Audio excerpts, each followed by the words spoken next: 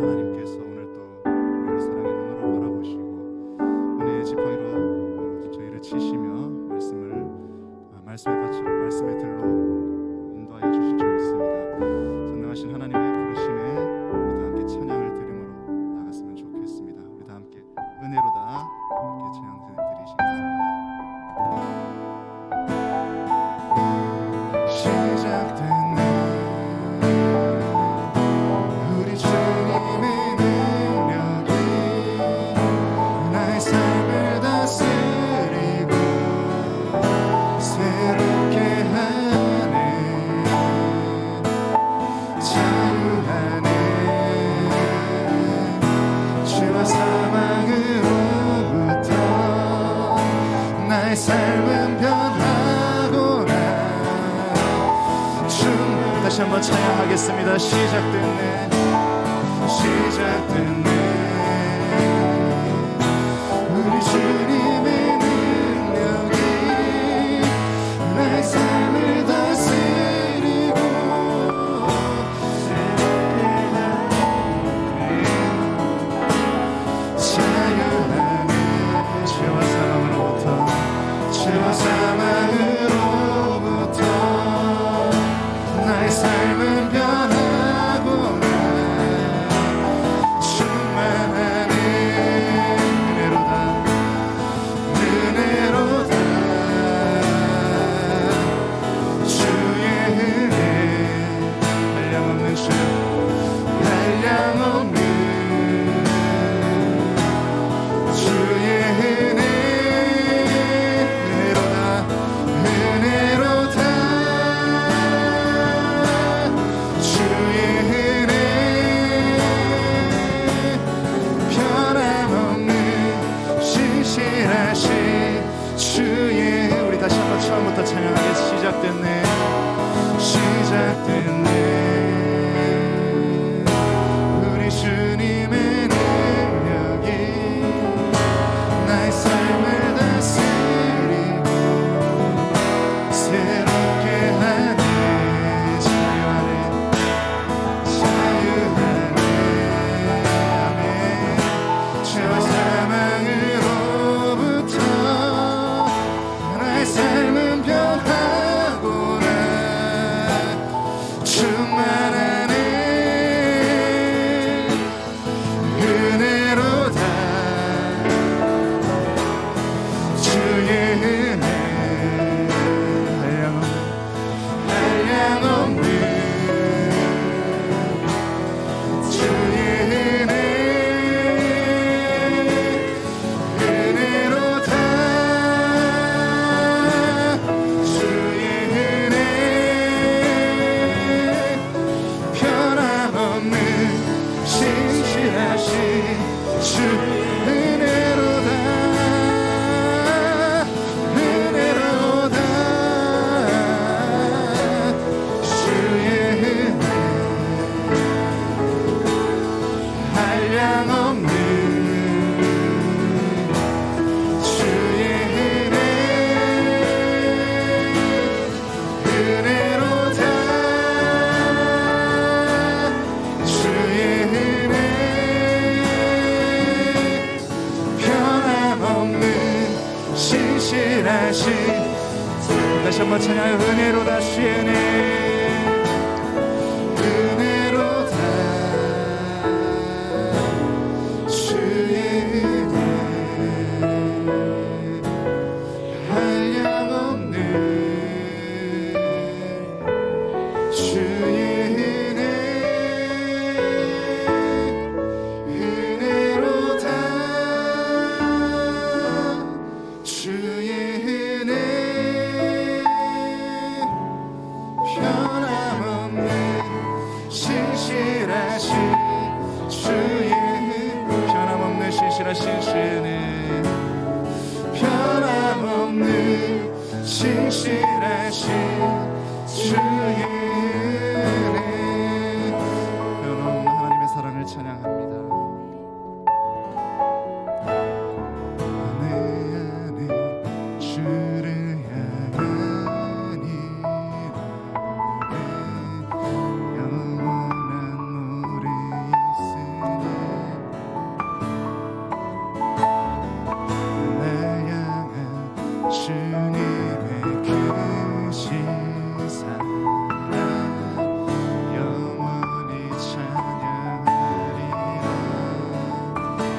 십자가 그 사랑 십자가 그 사랑 찬양하리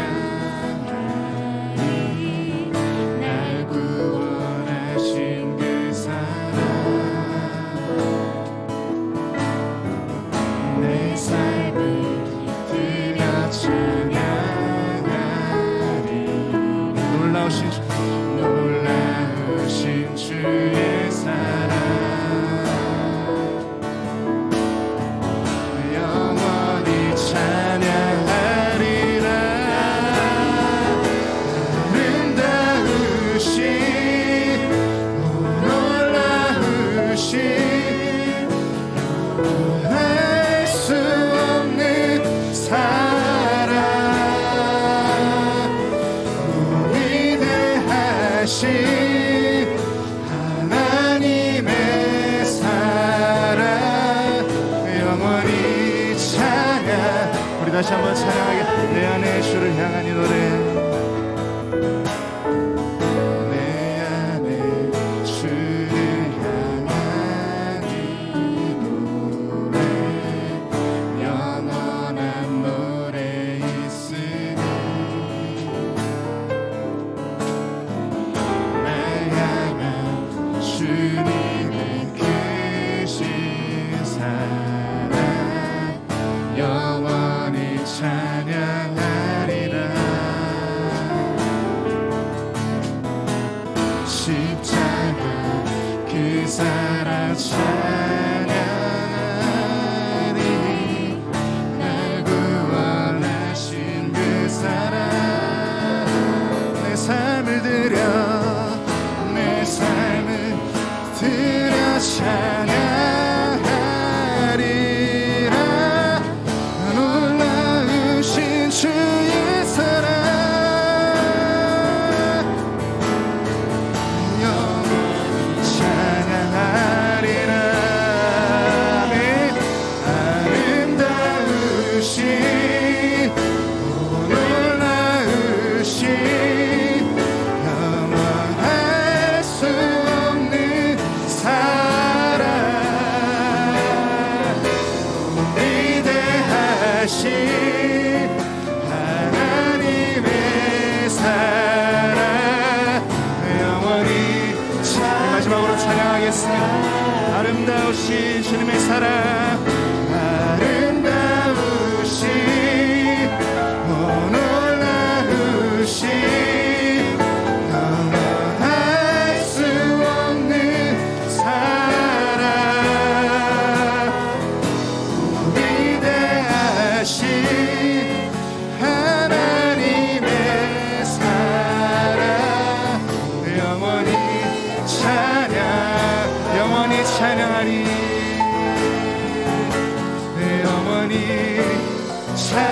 영원히 찬양하리라 영원히 찬양하리 아멘. 우리 예배를 위해서 묵상함으로 나아가겠습니다.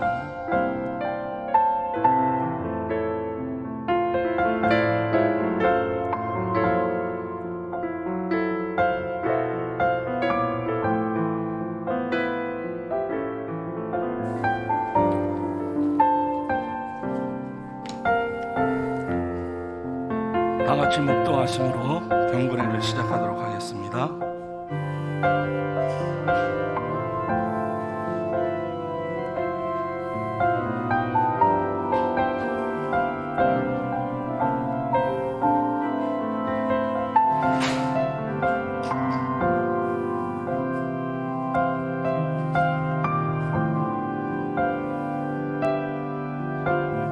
존귀하신 아버지, 수업을 잠시 멈추고 주 앞에 나왔습니다. 하나님께서 이 시간 우리 가운데 임재하시고 우리가 들어야 될 메시지를 듣고 또 올려야 될 찬양을 올리게 도와주시옵소서. 주 예수 그리스도의 이름으로 기도드립니다. 아멘. 31장 다 같이 찬양 드리겠습니다.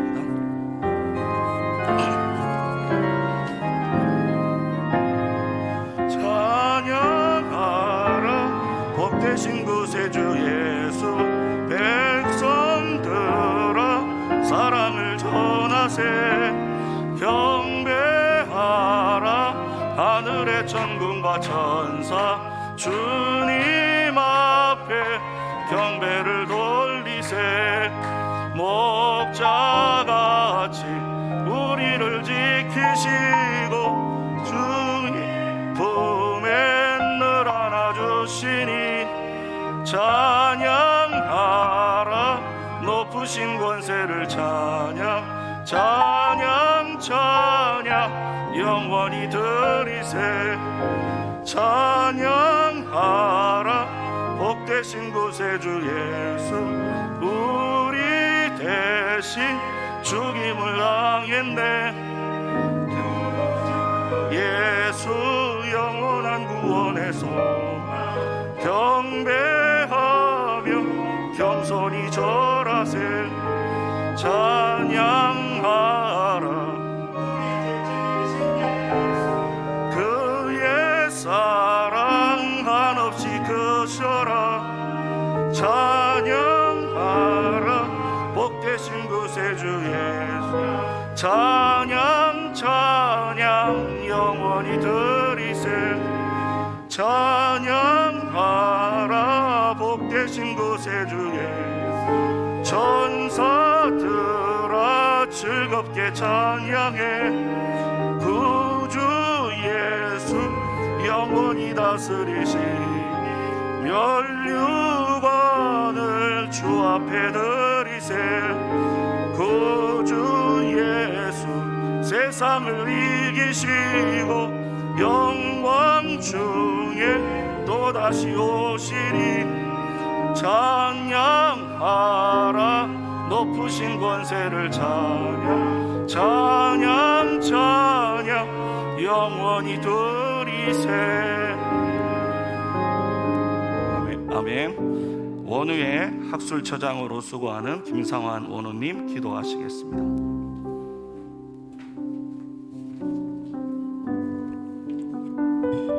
이 시간 다 같이 기도하겠습니다.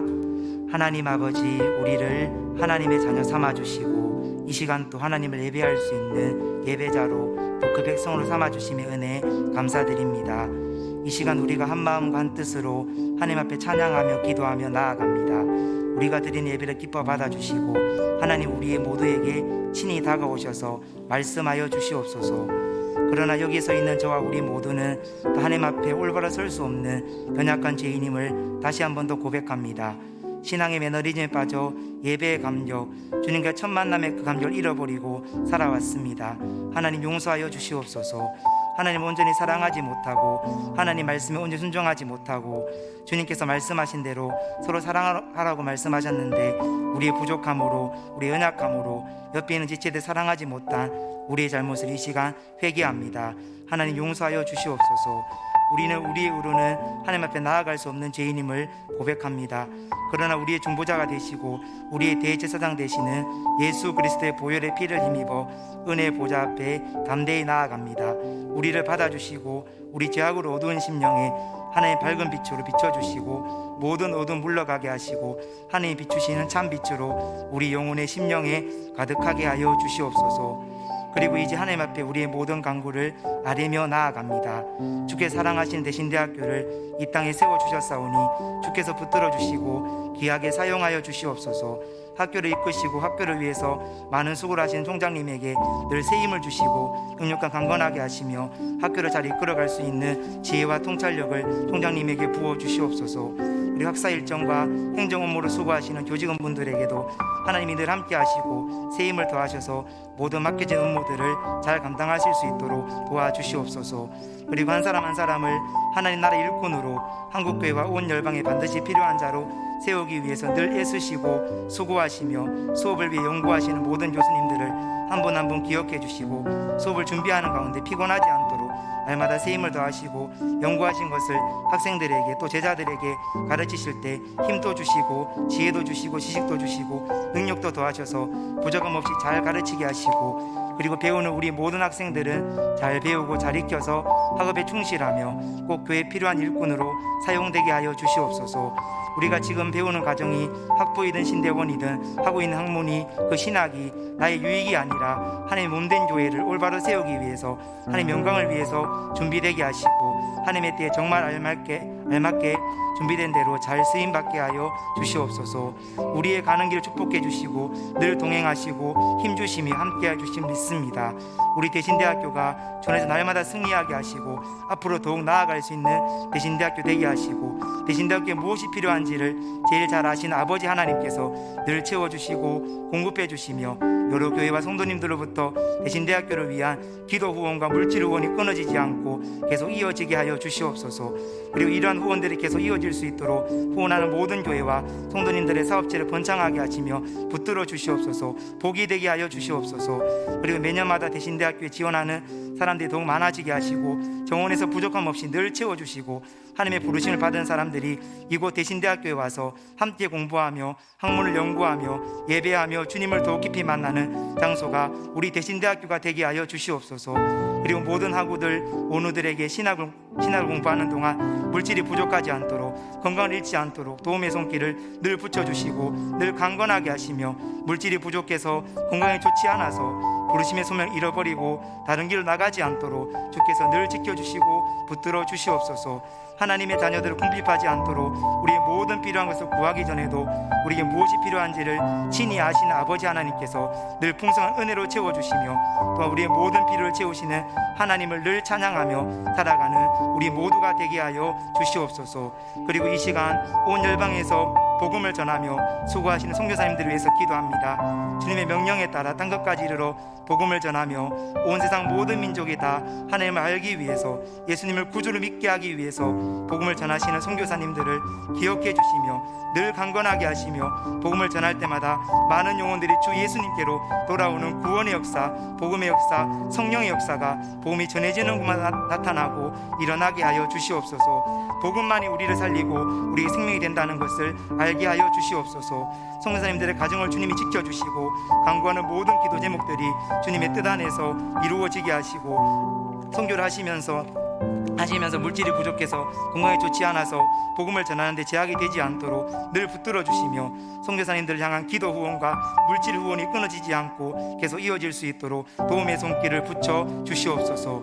그리고 마지막으로 지금 전쟁으로 인해 고통당하고 있는 우크라이나를 위해서 기도합니다. 전쟁으로 인해 폐허된 땅을 고쳐주시고 회복시켜주시고 전쟁으로 인해서 많은 것을 잃어버린 그들의 삶을 주님이 친히 만져주시고 위로하여 주시옵소서. 그리고 모든 나라 이 땅에 다시는 전쟁, 기근, 환난, 전염병이 창궐하지 않게 하시고 하나님이 주시는 진정한 평화의 삶이 가득하게 하여 주시옵소서. 그러나 이러한 전쟁과 기근과 환난과 핍박이 있는 이유는 우리 주님께서 친히 말씀하신 대로 주님 오실 때가 얼마 남지 않았다는 것을 보여주는 징표라는 것을 기억하게 하시고 우리 주님이 언제 다시 오실지는 아무도 모르지만 그것은 아버지만 아시지만 주님 오실 때까지 우리의 맡겨진 복음의 사명을 잘 감당하게 하시고 주님 이 땅에 다시 오시는 그날에 주님 앞에 서서 잘하였다 착하고 충성된 종아 라고 칭찬받는 영광의 면류관을 기업을 받는 우리 모두가 되게 하여 주시옵소서. 하나님, 이제 우리 모두가 하나님 말씀 앞에 서려갑니다. 우리 다친 마음의 문을 활짝 열어주시고 우리의 생각, 우리의 지식을 잠시 그분의 말씀 앞에 내려놓게 하시고 겸손히 하나님 말씀에 반응하게 하시고 그리고 그 말씀에 세임을 입어서 세상 가운데 믿음으로 승리하며 말씀에 순종하며 살아가는 주의 백성으로 살아가게 하여 주시옵소서. 오늘 말씀을 전하시는 이병일 교수님을 주님이 기억해 주시고 붙들어 주시며 준비하신 말씀을 가감없이 잘 전하게 하시며 오늘 말씀을 통해서 우리 대신대학교 가지고 있는 개혁주의 신학, 보수주의 신학 그리고 우리가 알고 있고 믿고 있는 복음에 대해서 다시 알아가게 하시고 우리가 추구하고 있는 신학이 얼마나 위대한 학문인지 얼마나 위대한 신학인지 깨달을 수 있는 은혜를 허락하여 주시고 우리 또한 세상에 나가서 복음을 알지 못하는 자들에게 믿지 못하는 자들에게 전하게 하시고 그리고 한국교회 강단에서도 올바른 복음이 잘 전파될 수 있게 하여 주시고 올바른 복음을 듣고 올바른 복음을 믿으며 올바른 복음을 따라갈 수 있는 저와 우리 모든 한국교회가 되게 하여 주시옵소서. 이제 말씀을 듣습니다. 전하는 자와 듣는 자에게 다 같이 하나님 풍성하신 은혜를 누리는 시간 되게 하여 주시옵소서. 예배 시작부터 끝까지 주님이 간섭하여 주시고 세상 허탕한 것에 우리의 생각이 우리의 마음이 빼앗기지 않도록 지켜 주시옵소서. 예배의 모든 시종을 주님께 의탁드리며 어제나 오늘이나 영원토록 동일하신 주 예수 그리스도의 이름으로 감사하며 기도드립니다. 아멘.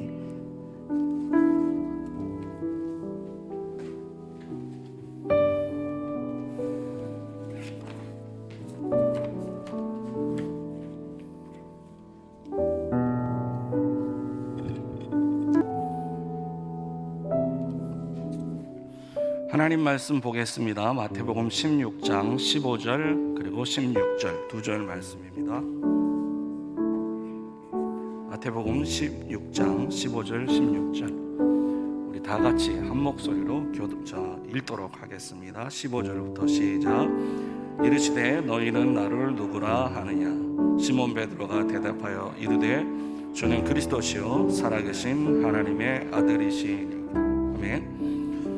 신학과나 신대원생에게는 오늘 그 제목이 개혁, 복음, 보수 이 단어가 익숙하지만 신학을 전공하지 않는 분들에게는 아마 이 단어가 익숙하지 않을 뿐만 아니라 그 내용에 대해서는 아마 더 알지 못하는 일들이 있을 겁니다. 개혁주의 신학의 정체성을 가진 대학에서 공부하는 학생들이 비록 신학은 전공이 아니더라도 이 용어에 대해서 필수적으로 알아야 된다고 생각을 했습니다. 그래서 언젠가는 한번 나를 잡아서 개혁주의가 뭔지, 복음주의가 뭔지, 보수주의가 뭔지, 칼빈주의가 뭔지 한번 전달하고 싶은 그런 마음이 있었습니다. 강의 시간을 통해서 다룰 수 없기 때문에 또 신학 비전공 학생들을 만날 수가 없기 때문에 채플 설교 시간을 통해서 한 번쯤은 다뤄야 되겠다라고 생각을 하고 오늘 그 기회를 잡았습니다. 그런데 아마 제가 날짜를 잘못 잡은 것 같습니다. 주어진 시간이 20분이 안 되고 거기다가 기도하는 김상환 형제의 기도 시간이 한참 길어서 뒤에 앉아갖고 저 친구가 내 설교 시간 다 뺐네 하는 생각이 굴뚝 같았습니다. 가뜩이나 시간이 짧은데 기도까지 그렇게 길게 하는 바람에 은혜는 안 되고 저 기도 언제 끝나나 그런 생각했습니다. 어쨌든 저는 오늘 일단 본문은 나갔지 또 제목은 나갔지 뒤집을 수는 없지 하는 데까지 해보겠습니다. 동료 교수님이 저한테 그렇게 얘기를 하시더군요. 아니 교수님, 그 짧은 시간에 이 엄청난 사상을, 그 엄청난 내용을 어떻게 다루려고 합니까? 가만히 듣고 나니까 교수님 말씀이 맞아요. 이승우 교수님께서 그러시더라고요. 교수님 그거 다 못합니다. 그래서 얘기 듣고 나니까 제 욕심이었다, 제가 잘못 생각했다 하는 생각이 들었습니다. 어쨌든 오늘 여러분하고 특별히 신학이 전공이 아닌 우리 사회복지학과 또 상담영어학부, 교회 실용음악학부 학생들하고 개혁주의가 뭔지, 복음주의가 뭔지, 또 보수주의가 뭔지, 그리고 칼빈주의가 뭔지를 아주 간단하게 한번 다뤄보려고 합니다. 말씀을 시작하겠습니다. 제가 학위를 받던 날이었습니다. 그 다음 주가 됐는데, 석사학위를 받고 그 다음 주가 됐는데 권사님 한 분이 저한테 찾아오셨어요. 그래서 뭐라고 얘기를 하시냐면, 목사님은 왜 진보적인 신학을 합니까? 제가 저 진보적인 신학 안 하는데요 그랬더니 그 학위 수여식에 가봤더니 개혁주의 그러던데요. 가만히 들어보니까 이분이 왜 이런 생각을 하는지가 이해가 되더라고요. 여러분, 사전적인 의미를 따지면 개혁하고 진보하고 가깝습니까? 개혁하고 보수하고 가깝습니까? 개혁하고 진보가 가깝죠. 사전적인 의미로 봤을 때. 그러니까 이분에게는 개혁신학 한다는 말이 보수신학 한다는 말로 들리는 게 아니고 진보적인 신학을 한다는 의미로 들리는 것이 어떻게 보면 지극히 당연했습니다. 제가 권사님하고 앉아갖고 얘기를 나눴습니다. 권사님, 이건 이런 거고 이런 건 이런 겁니다. 근데 권사님께서 나이가 60이 넘으시고 70이 가까우시는 분인데도 대학 학력을 위해서 공부하시는 분이에요. 그리고 대학원까지 진학을 하신 분이에요. 그러니까 만학도 가운데 이런 만학도가 없으시죠. 근데 그만큼 배움에 열정이 있으시니까 제가 전하는 얘기를 앉아갖고 꼼꼼히 들으시더라고요. 그래서 제가 참 감사하다 이런 마음으로 얘기를 나누었던 적이 있습니다. 우리가 개혁이라는 단어를 먼저 다루기 전에, 개혁주의를 다루기 전에 개혁이라는 말이 무엇인지를 좀 살필 필요가 있습니다. 그래서 제가 앞서 말씀드렸듯이 20분 안에 이걸 어떻게 다 할까, 15분 안에는 끝낼 수 있을까 하는 생각 때문에 일단 파워포인트를 급하게 준비를 했습니다. 영상실에서 혹시 좀 띄워주실 수 있으면 띄워주시기 바랍니다. 우리가 기본적으로 생각할 때 잘 보이시는지 모르겠습니다. 안 보입니까? 안 보이시면 나중에 받으십시오. 예, 개혁이라는 말을 우리는 진보라는 말과 비슷하게 생각하거나 또는 개혁이라는 말을 보수하고 반대되는 개념으로 생각할 때가 많이 있습니다. 앞서 말씀드렸듯이 사전적으로 말하면 개혁은 뜯어 고치는 거고 보수는 지키는 겁니다. 그러니까 반대 개념처럼 들리는 것이 당연하고 보수가 개혁이 진보와 가깝게 느껴지는 것 역시 당연합니다. 하지만 신학에서는 두 개는 거의 비슷하게 사용이 됩니다.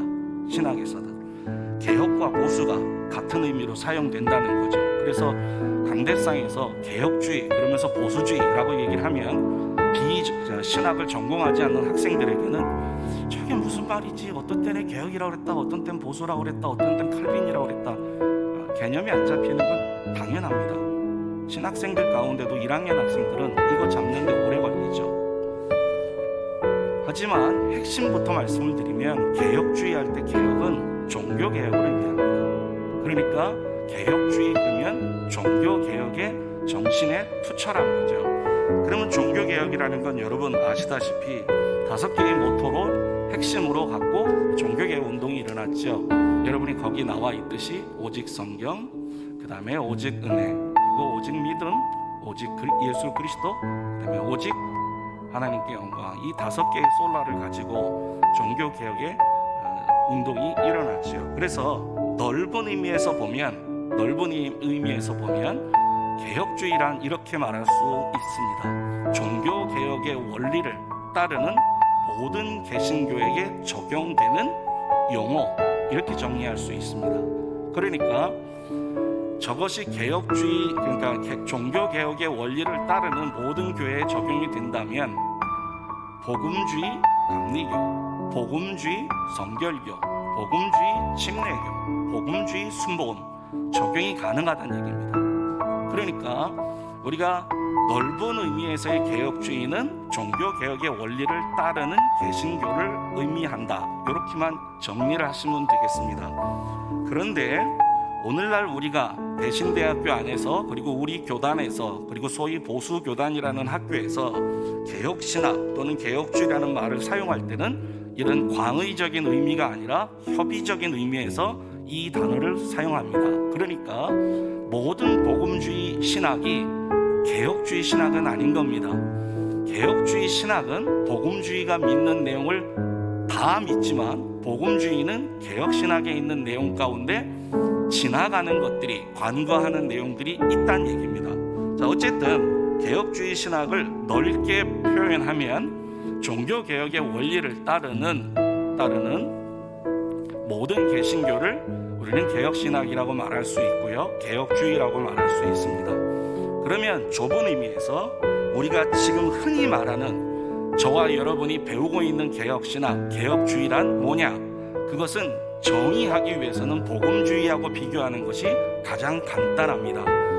여러분 어제도 김남준 목사님 오셔서 개혁주의, 복음주의라는 말을 굉장히 많이 하셨어요. 제가 자리에 앉아서 들어보니까 개혁주의라는 말을 저렇게 하시는데 학생들이 저거를 알까 하는 마음속에 염려가 생길 정도로 개혁주의라는 얘기를 좀 많이 하셨거든요. 근데 어쨌든 간에 우리가 복음주의하고 개혁주의를 비교하면서 개혁주의를 이해하는 것이 신학을 전공하지 않는 분들에게는 굉장히 유익하다 하는 생각을 제가 갖고 있습니다. 그래서 일단 복음주의부터 좀 설명을 드릴게요. 자, 복음주의는 앞서서 얘기했던 종교개혁 원리를 받습니다. 그걸 수용합니다. 그러니까 오직 성경만이 우리의 신앙과 행위의 기준이다. 성경만이 유일한 기준이다. 성경만이 우리에게 모든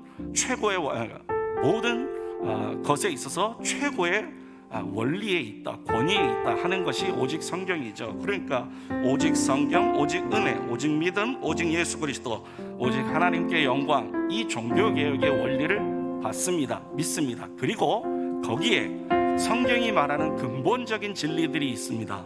그것이 뭐냐면 성경은 하나님의 말씀이다. 그 다음에 기독교를 서고 넘어지게 하는 아주 중요한 교리인 삼위일체, 그리고 인간의 타락과 원죄 교리, 그리고 그리스도에 관한 교리들이 있는데 그리스도에 관한 교리들을 자세히 좀 얘기하면 성육신의 교리, 대속, 그리스도의 대속의 죽음과 부활, 승천과 재림, 이런 것들을 믿어야 되고요. 구원론으로 들어가면 이 신층이 믿음으로 의롭다함을 얻는다는 것, 그 다음에 성도의 부활과 최후의 심판, 그리고 영생을, 이런 것을 고백하는 교회를 우리는 복음주의라고 말할 수 있습니다. 그런데 복음주의가 모두 다 개혁주의는 아니라고 제가 앞서 말씀을 드렸습니다. 복음주의하고 개혁주의를 비교하기 위해서 화면이 먼저 나가는데요, 조금만 뒤로 해주시면, 복음주의와 개혁주의를 비교했던 이유가 있습니다. 뭐 때문에 그 비교를 했냐면, 언뜻 들으면 또 언뜻 생각하면 복음주의가 믿는 거 다 개혁주의가 믿는데, 예, 맞습니다. 복음주의가 믿고 고백하는 내용은 개혁주의가 당연히 믿고 그것을 고백합니다. 그러니 개혁주의는 종교개혁의 원리, 그 다음에 성경의 근본적인 진리를 복음주의하고 똑같이 하나도 틀리지 않게 믿고 고백합니다. 그런데 거기에 더해서 어떻게 하면 성경적으로 더 체계적으로 믿을 수 있을까? 어떻게 하면 성경적으로 더 바르게 믿을 수 있을까? 하는 것을 고민해서 거기에 개혁주의 원리들을 추가합니다. 우리가 오해하지 않아야 될 것은, 그러면 복음주의는 잘못된 거냐? 여러분, 그렇게 오해하시면 안 돼요. 복음주의도 성경적인 겁니다. 개혁주의는 거기에서 한 걸음 더 나가서 어떻게 하면 조금 더 성경에 충실할까 하는 것을 고민하고, 거기에 더해서 복음주의가 믿는 것에 대해서 개혁주의의 원리들을 갖고 있습니다. 그 원리들이 뭐냐면, 다음 화면 좀 보여주세요. 예, 개혁주의의 근본 원리는 오직 성경을 최고의 권위로 믿습니다. 그리고 성경의 영감과 무호를 믿습니다. 그 다음에 두 번째로 하나님의 무한한 은총과 하나님의 절대 주권을 믿습니다. 여기에 여러분들이 자주 들어왔던 칼빈의 5대 교리가 여기에 포함됩니다. 포함이 되는 겁니다. 이게 여기에 다가 아니라 하나님의 무한한 은총과 하나님의 절대 주권을 강조하는데, 이 안에는 칼빈주의 5대 강령이 포함되어 있습니다. 그러니까 개혁주의가 뭡니까? 라는 질문을 받았을 때 칼빈의 5대주의 교리를 얘기하면 그것은 극히 일부를 얘기하는 것이 되겠습니다.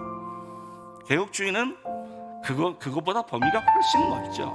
그 다음에 세 번째로 개혁주의가 갖고 있는 복음주의가 조금은 덜 여기는 것을 개혁주의는 더 깊이 여기고 더 많이 다룬다고 했죠. 그 세 번째가 뭐냐면 하나님 나라에 대한 겁니다. 하나님 나라. 예수님께서 이 땅에 오실 때 하나님 나라를 갖고 오셨고, 예수님이 이 땅에서 설교하셨던 제목이, 주제가 하나님 나라였고, 그 다음에 예수 그리스도께서 부활하신 후에도 나 부활했다 이거보다 오히려 더 예수 그리스도는 부활하신 후에도 하나님 나라를 전하셨습니다. 이 하나님 나라는 성경의 예수 그리스도의 설교의 핵심 주제였습니다. 근데 이 하나님의 나라에 대해서 너무나 많이 우리는 그냥 지나치고 있지요. 개혁주의 신학은 하나님의 나라를 상당히 많이 강조합니다. 동시에 신자의 삶에 대한 강조가 추가되고 있습니다. 그러니까 칭의와 성화가 굉장한 균형을 잘 이루고 있다는 얘기입니다. 그 다음에 문화 명령에 대해서 강조를 합니다.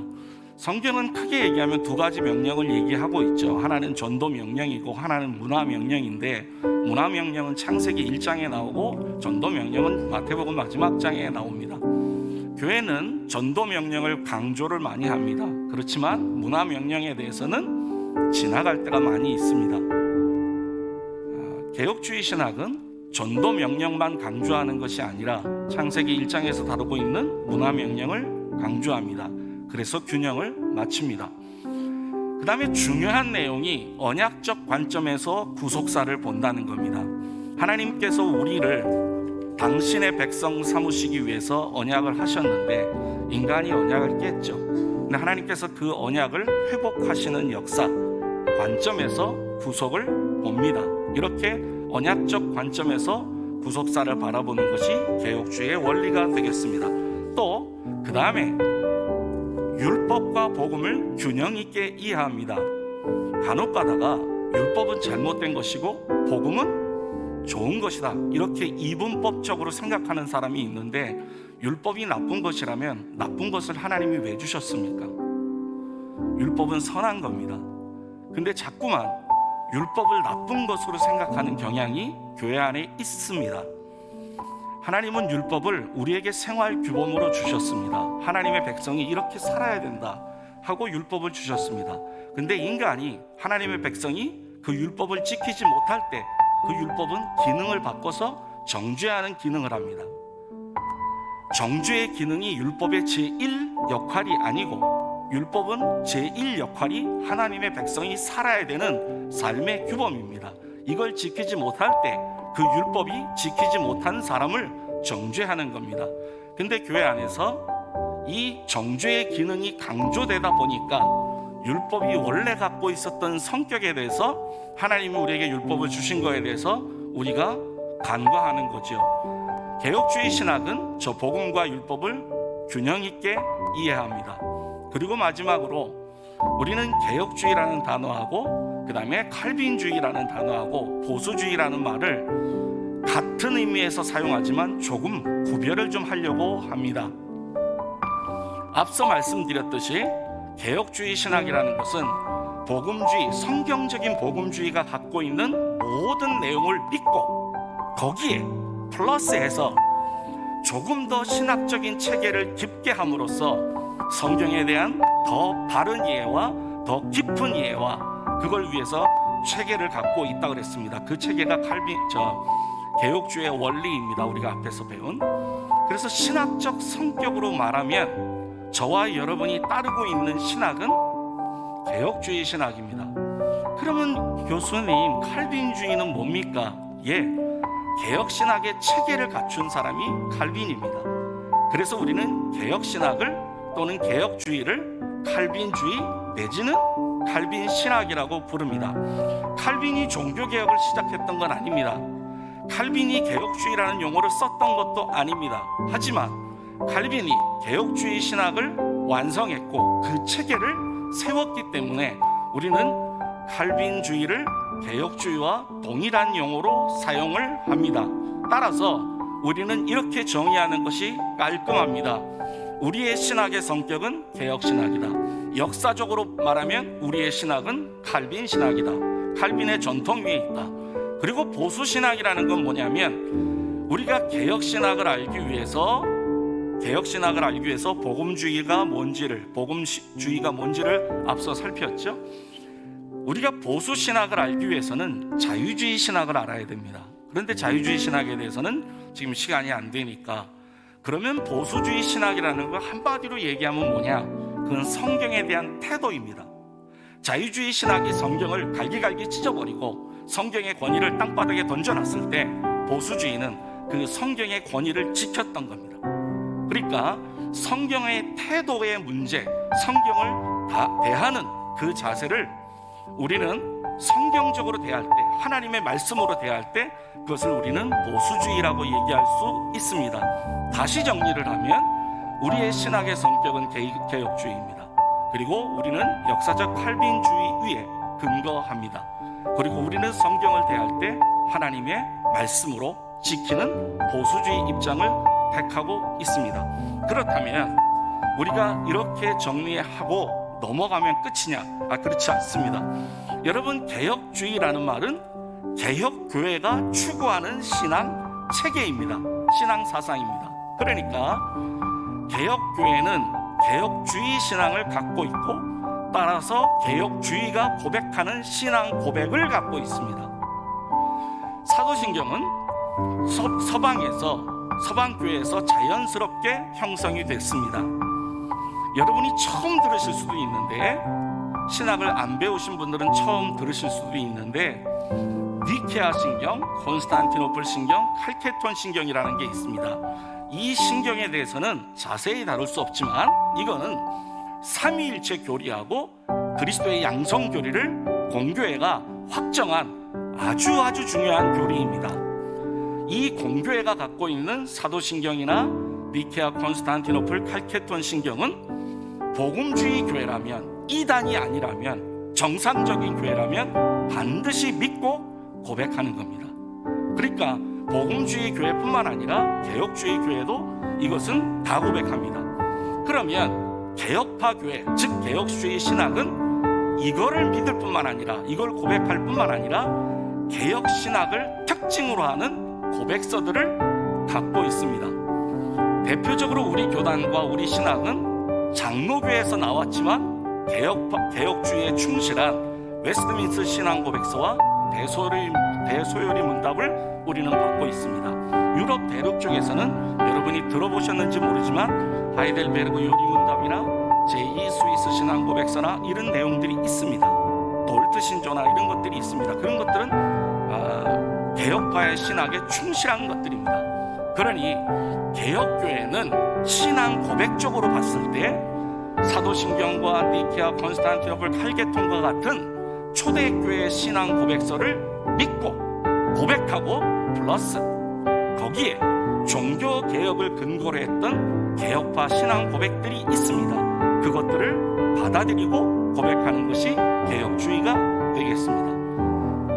우리 중고등학교 때, 초등학교 때 이 벤다이어그램이라고 이렇게 있잖아요. 이렇게 그리는 거. 거기 보면 복음 교회로 따지면, 교회 숫자로 보면 복음주의가 훨씬 많겠죠. 그 안에 개혁주의가 포함이 되겠죠. 그러니까 모든 복음주의 교회가 개혁주의는 아닙니다. 그러나 개혁주의 교회는 복음주의가 믿는 것을 다 믿기 때문에 복음주의 안에 속해 있습니다. 하지만 모든 복음주의가 개혁주의가 아니라고 다시 한번 말씀을 드립니다. 자, 그러면 결론을 짓죠. 지금 신앙 고백들을 제가 얘기했습니다. 개혁파 신앙, 개혁주의가 고백하는 신앙 고백에 대해서 말씀을 드렸습니다. 그런데 이 모든 신앙 고백에 출발이 있습니다. 그것이 오늘 본문입니다. 초대교회는 주 예수, 여기에서 신앙 고백이 시작됐습니다. 우리가 지금 믿고 고백하는 모든 개혁파 신앙 고백들은 주는 그리스도시요 살아계신 하나님의 아들입니다. 이 신앙 고백에서 출발합니다. 이것은 베드로가 신앙을 고백했지만 베드로만이 고백했던 신앙 고백은 아닙니다. 에베소서 2장에 나와 있듯이, 2장 20절에 나와 있듯이 너희는 사도들과 선지자들의 터 위에 세우심을 입은 자라 그리스도 예수께서 친히 모퉁이 돌이 되셨느니라. 여기에 사도들이라고 되어 있고, 조직신학과 교리는 이 사도들이라는 이 말씀의 근거에서 베드로의 신앙 고백일 뿐만 아니라 베드로가 사도들을 대표해서 이 신앙 고백을 했다고 믿습니다. 여기에 대한 근거 구절들이 있죠. 예수님의 제자였던 의심 많은 도마가 뭐라고 고백하냐면 요한복음 20장 28절에서 나의 주 나의 하나님이여 이렇게 고백합니다. 베드로의 신앙 고백과 도마의 신앙 고백은 전혀 다르지 않습니다. 따라서 베드로만이 이 신앙 고백을 고백했다라고 보는 것은 무리가 있습니다. 예수 그리스도의 제자들을 대표해서 베드로가 신앙을 고백했다고 보는 것이 더 적절할 겁니다. 따라서 우리는 신앙 고백이 어디에서 출발했는지를 안다면 마태복음 16장 15절 16절에서 말하는 주는 그리스도시요 살아계신 하나님의 아들입니다가 이 모든 신앙 고백의 출발이라는 것을 안다면 그분을 주님으로 우리의 삶 속에서 인정해야 되고 그분을 하나님의 아들로 우리가 믿고 따라야 되는 것이 분명합니다. 제가 오늘 설교를 이렇게 딱딱한 교리적이고 듣기에도 어려운 이 설교를 택한 이유는 여러분 우리 학교 교수님들은 이러한 신학 사상에 철저하게 근거해서 여러분들을 지금 가르치고 있습니다.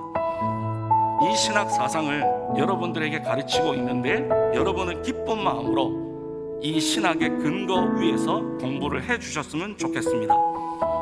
여러분 어제 김남준 목사님의 말씀에 따르면 공부 안 하는 학생은 어디에 집어넣어야 됩니까? 그런 일이 없기를 바랍니다. 그런 일이 없기를 바랍니다. 다시 한번 말씀드리고 설교를 마무리하겠습니다. 교수님들이 개혁주의 신앙에 충실하게 기초해서 여러분에게 하나님의 말씀과 교리를 가르칠 때 우리는 그것을 믿고 그 위에서 우리의 한 삶을 쌓아 나가는 것이 대신대학이 개혁주의 신학대학으로서 그 정체성을 유지해 나가는 아름다운 일이 될 것입니다. 기도하겠습니다. 존귀하신 아버지 하나님, 오늘 말씀을 통해서 우리가 믿고 따르는 것이 무엇인지를 깨닫게 하시니 감사합니다. 주는 그리스도시요 살아계신 하나님의 아들이라는 베드로의 신앙 고백이 우리의 철저한 신앙 고백이 되게 하여 주시옵시고, 우리가 따르는 개혁주의 신앙이 역사적 칼빈주의 신앙이 보수적 신앙이 왜 귀한지를 알게 도와주시고 이것을 지켜나가는 저희 모두가 되도록 도와주시옵소서. 이 일을 위해서 수고하시는 교수님과 또 학생들에게 복을 주셔서 교수님들이 정성을 다해서 가르칠 때 학생들이 신뢰 가운데 이 말씀을 배울 수 있도록 하나님 도와주시옵소서. 주 예수 그리스도의 이름으로 기도드립니다. 아멘. 찬송가 615장 우리 드리겠습니다.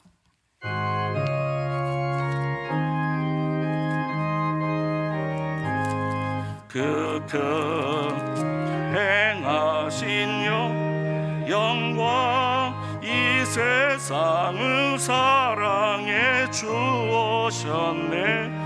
우리 죄를 위하여 죽으시사 저 영원한 생명문 여시었네.